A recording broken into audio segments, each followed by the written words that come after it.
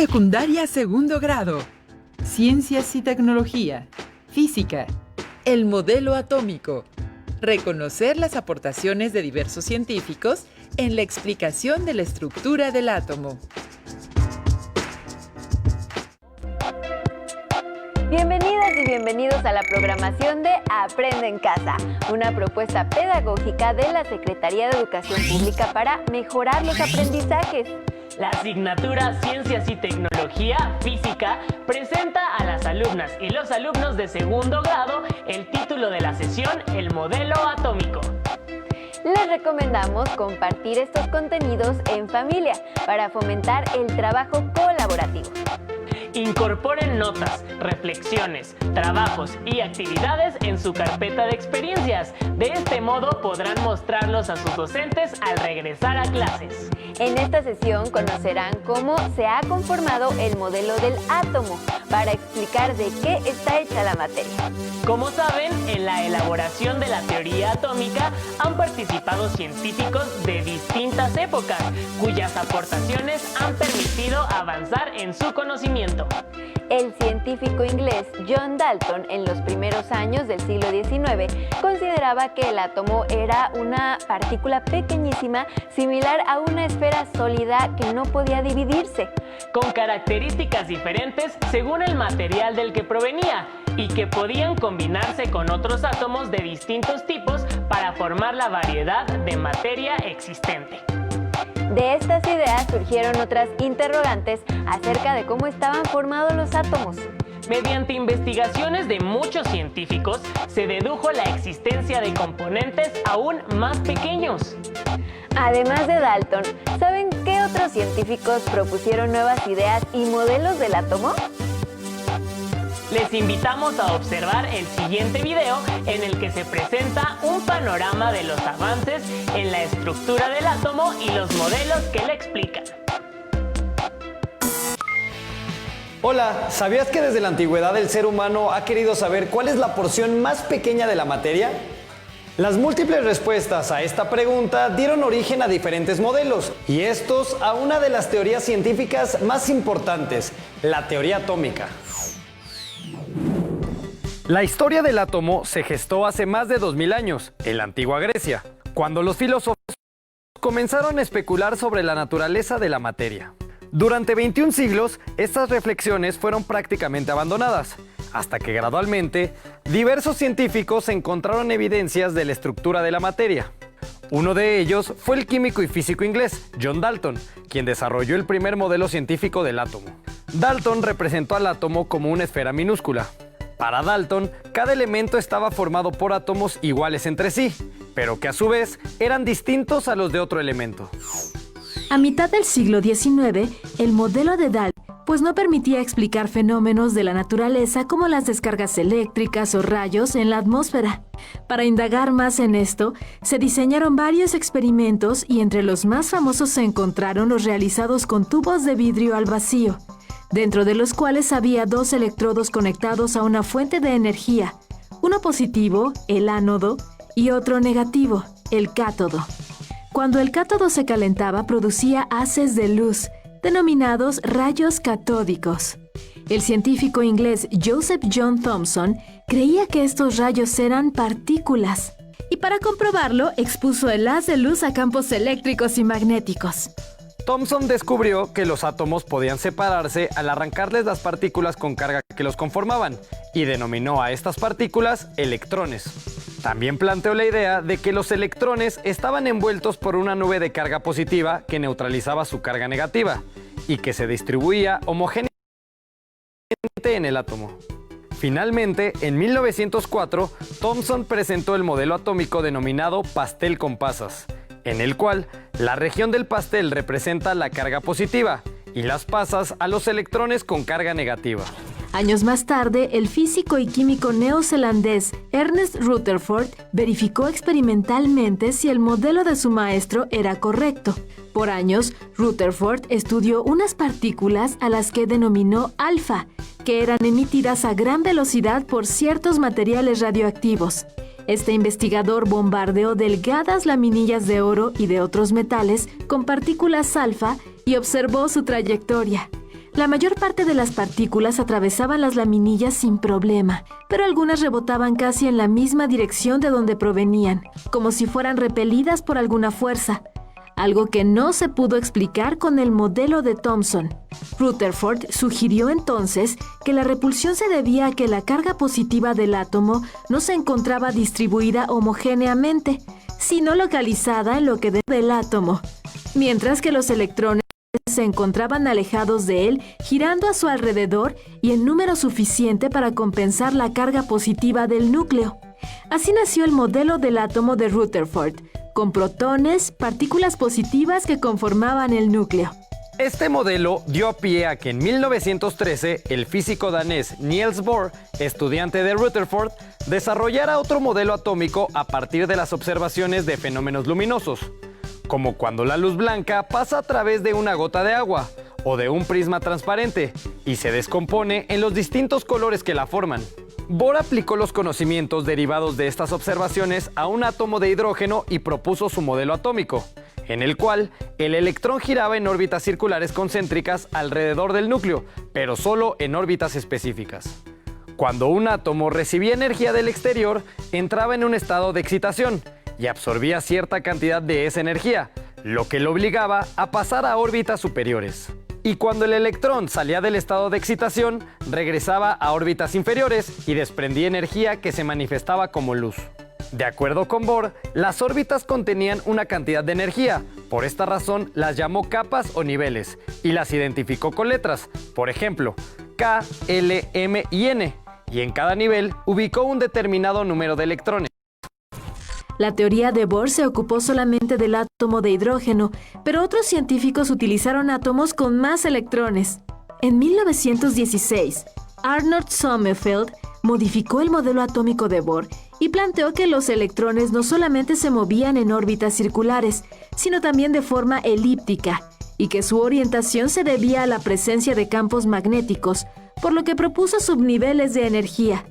Fueron precisamente los intentos por mejorar el modelo de Bohr los que llevaron al desarrollo de la teoría atómica moderna, misma que tuvo un avance significativo durante todo el siglo XX. Los científicos siguen estudiando la materia y por tanto al átomo. Esto permite que se generen nuevos conocimientos y da pie a que los modelos cambien. En el siglo XIX, los científicos experimentaban con fenómenos eléctricos y diferentes tipos de radiaciones. Se interesaron por el comportamiento y los efectos causados por algunos rayos o haces de luz que podían producir en tubos a partir de cargas eléctricas. Los efectos se debían a la estructura de los átomos, por ello utilizaron modelos que representaban sus características para explicar los fenómenos con los que experimentaron. Un modelo fue el que propuso Thomson, llamado pastel o pudín de pasas. Con base en lo que observaron en el video, contesten. ¿Cómo es el átomo? De acuerdo con el modelo de pudín de pasas. A partir de este modelo, Rutherford y Bohr hicieron otras investigaciones en las que infirieron la existencia de partículas que componen el átomo. ¿Cuáles son las partículas del átomo que tienen carga negativa? ¿Qué región del átomo ocupan? Los invitamos a observar el siguiente video, el experimento que le permitió a Rutherford deducir nuevas características del átomo. En su modelo nuclear explicó la estructura del átomo. Centren su atención en cómo obtuvo las evidencias para definir esta estructura. ¡Corre video! Esta es una cita por un físico-químico como un comentario sobre uno de los resultados en sus experimentos. Él dijo que su experimento fue como si dispararas un proyectil de 15 pulgadas a un papel absorbente. Papel que después regresa y te golpea. Hablemos de su experimento y de lo que hizo. Hasta ese momento, Rutherford había investigado mucho sobre radioactividad. Era amigo de Marie Curie y de su esposo Pierre. También había hecho muchos estudios observando diferentes tipos de reactividad. Sobre todo, estaba muy interesado en las partículas alfa. Tenía curiosidad sobre las partículas alfa, que bueno, hasta ese momento él no sabía qué eran, pero nosotros sabemos que son núcleos de helio 2+.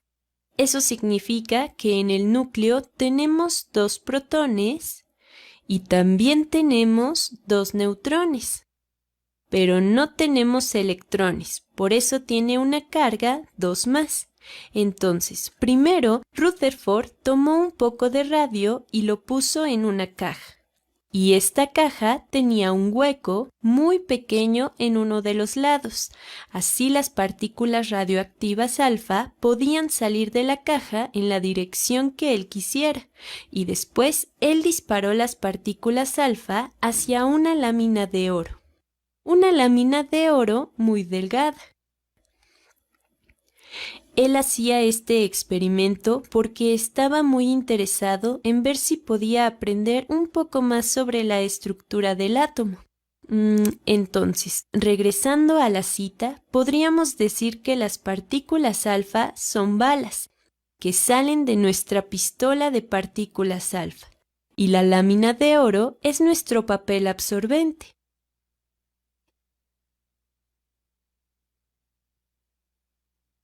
Entonces, tenemos todas estas partículas alfa muy rápidas y sólidas que son disparadas. Pero, ¿por qué Rutherford esperaba que eso pasara?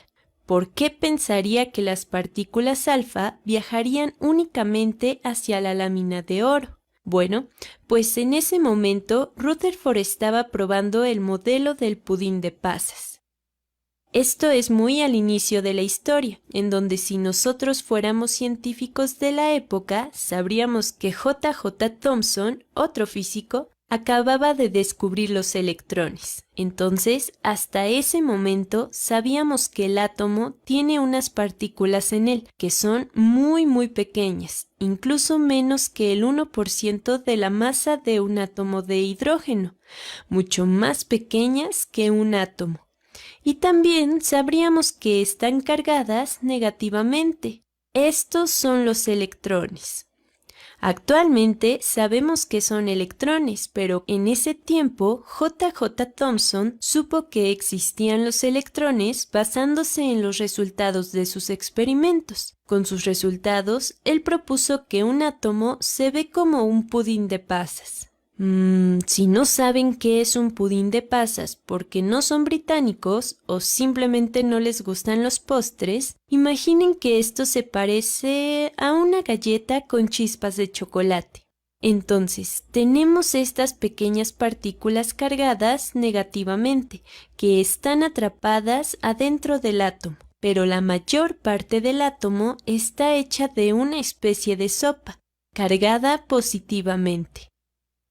Y eso es porque en gran parte el átomo tiene que ser neutro. Los científicos sabían que los átomos eran neutros, así que debía existir algo ahí que cancelara la carga negativa de los electrones.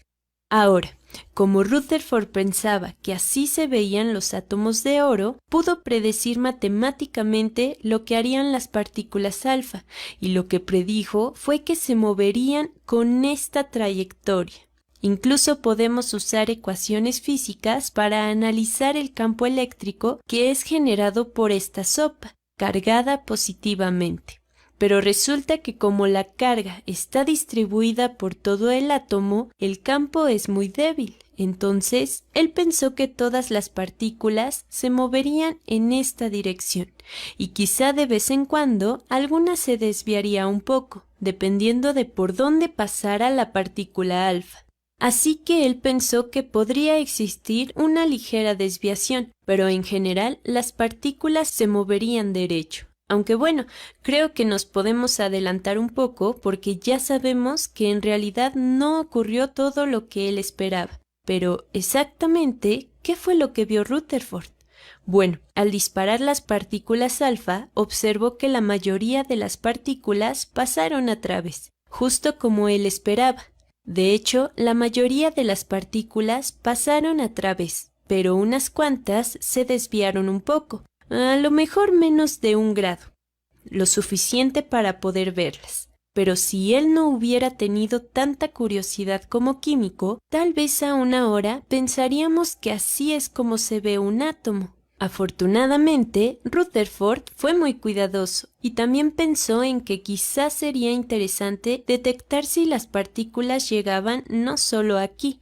Él no solo puso un detector aquí, sino que se le ocurrió poner un detector en todo alrededor. Casi todo alrededor, dejando un espacio para que las partículas alfa pudieran entrar. Y fue muy cuidadoso porque realmente él no esperaba ver algo por aquí o por acá, solamente esperaba ver algo aquí. Pero al final resultó que por cada partícula alfa entre 20.000 o algún número muy pequeño como ese, supongamos que por cada una entre 20.000 partículas alfa, él observó que las partículas golpeaban la lámina de oro y rebotaban. ¡Qué loco!, ¿no? Eso es justamente lo que no esperaríamos cuando golpeamos un papel absorbente con una bala. Y bueno, no creo que lo primero que hiciera Rutherford fuera decir, esto es muy loco, acabamos de ganar un premio Nobel. No, más bien estoy segura que pensó, esto es muy raro, y probablemente revisó los resultados de su experimento y trató de repetirlo, revisando todo para asegurarse de que nada estaba mal. Y al final, sí, algo estaba ocurriendo. Una de cada 20.000 partículas alfa era real. Pero, ¿qué significa eso? Bueno, eso significa que necesitábamos un nuevo modelo atómico, porque de alguna manera tenía que explicar que una fracción muy pequeña de las partículas alfa estaba rebotando. Pero, ¿cómo lo hizo? Bueno, él supo que había algo en el átomo que era muy pequeño. Pequeño, sólido y cargado positivamente. Él sabía que tenía que ser muy pequeño porque no muchas partículas alfa interactuaban con él. La mayoría pasaba a través de la lámina. También supo que tenía que ser sólido y cargado positivamente porque, bueno, los electrones son muy pequeños y la mayoría de las partículas pasaban a través. Así que con lo que fuera que interactuaban estas partículas tenía que ser muy pequeño pero muy sólido. Así es como rebotaban. Así que Rutherford hizo un nuevo modelo atómico que incorporaba estos puntos. Él dijo que existía algo aquí con estas propiedades. Ahora lo conocemos como núcleo. El núcleo es muy pequeño. De hecho, Rutherford pudo calcular aproximadamente qué tan grande era, basándose en cuántas partículas alfa lo golpeaban, y dijo que aproximadamente era de una fracción igual a 1 entre 10.000 del volumen del átomo. Entonces, ya sabemos que tenemos un núcleo que está cargado positivamente y que es muy pequeño y sólido. Y también tenemos a los electrones. Pero, ¿qué pasa con el resto del átomo? Bueno, si nos basamos en esto, el resto del átomo son espacios vacíos. Como los electrones son muy pequeños y el núcleo solo ocupa una pequeñísima fracción, el resto no tiene nada, lo cual es un poco loco, ¿no?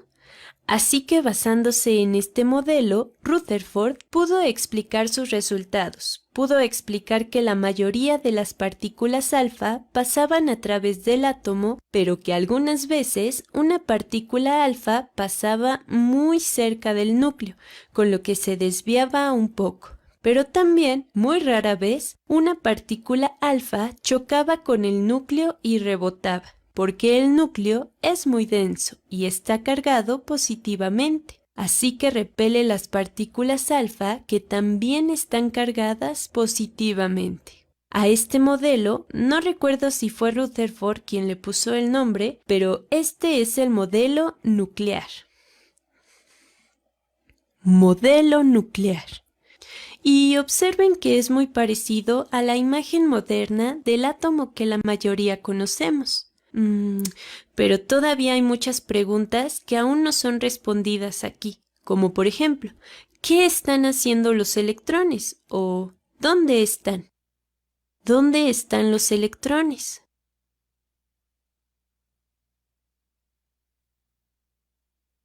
Pero bueno, como Rutherford propuso este nuevo modelo, otros científicos pudieron diseñar nuevos experimentos para probarlo, y no mucho después de eso se pudo obtener una muy buena imagen de lo que ocurre a nivel atómico. Los resultados del experimento de Rutherford le permitieron deducir que los átomos tienen un núcleo formado de protones con carga positiva y electrones con carga negativa, que giran a su alrededor, pero la mayor parte es espacio vacío. Este modelo de la estructura atómica dio pie a nuevas ideas en el siglo XX, como las propuestas por Bohr y Heisenberg, relativas a las características y el comportamiento de los electrones. Los trabajos relacionados con radiaciones, realizados a finales del siglo XIX y principios del XX, constituyeron un antecedente al conocimiento del átomo. Ya existen investigaciones acerca de partículas mucho más pequeñas en la constitución de los átomos.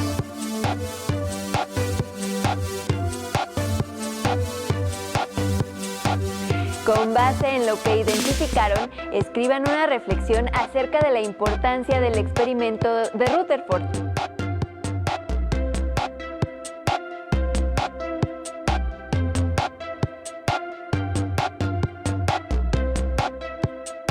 Y expliquen cómo dedujo la existencia de partículas en la conformación de un átomo.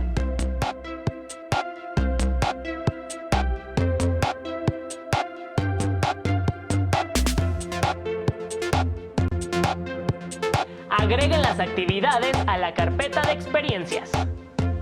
Si tienen oportunidad, comenten su trabajo con alguna persona cercana.